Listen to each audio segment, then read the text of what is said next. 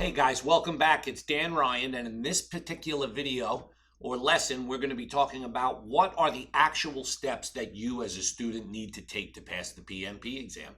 In previous lessons, we talked about the importance of PMP.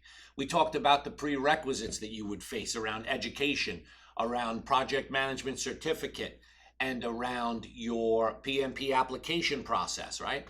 That's all fine. Now, let's fast forward.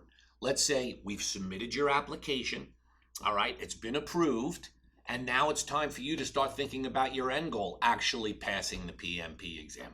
So what are the steps? Well, number one, there are no predefined steps, okay? There is only experts out there who say they understand the steps. So I'm going to tell you what I think the steps are because I helped 7,000 people pass the exam personally, all right? So the step I think is number one is get an amazing PMP Exam Simulator, okay? One just like you'll see on the real day. Because at the end of the day, guys, this exam is about passing a difficult test. And if you're not a great test taker, you're going to struggle, all right? So I have a simulator that's exactly like the real one, all right? There's other ones out there too. Great. Number one, start with the end in mind. The simulator, the simulator, the simulator. The biggest pitfall I see is people say, well, Dan, I'm going to go through all your videos. I'm going to go to all these lessons, and I'm only going to do the simulator at the end.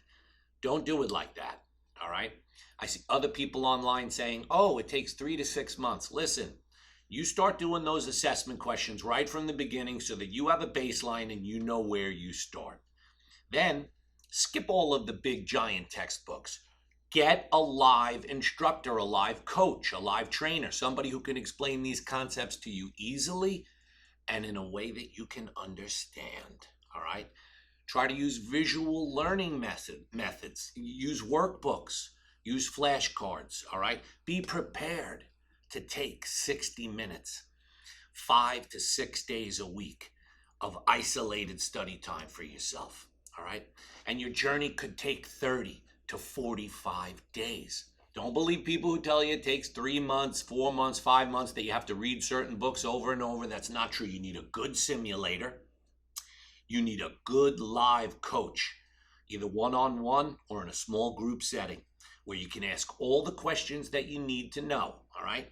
And you need to obviously have the workbooks, the videos, and the other supporting exam materials, all right? But the combination of those three things will be all that you need to pass the exam.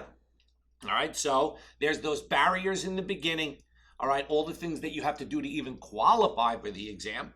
But now, if we've gotten the application approved, it is now time to put a stake in the ground and say, okay, I am going to pass the exam in 6 weeks from now, 5 weeks from now, 4.5 weeks from now, whatever it is. And then say, okay, in between that time and this time, here are my steps. I'm going to use a checklist like Coach Dan's, and I'm going to do so many simulated questions per day, and I'm going to review them with my coach, and I'm going to make sure that my scores are on the rise. And then when I'm starting to hit 70, 75s in my simulators, I know I'm ready to schedule my exam, take it, and pass it. All right. So that's how it works, guys. Those are all of the steps that you need to take. Now, obviously, that's a abridged version of that. All right. In our next lesson and our final lesson, we'll talk about why so many people flounder on the exam. All right. And what their blockers are and how those blockers could be overcome. All right, guys. Thank you so much for being with me today, and we'll see you next time.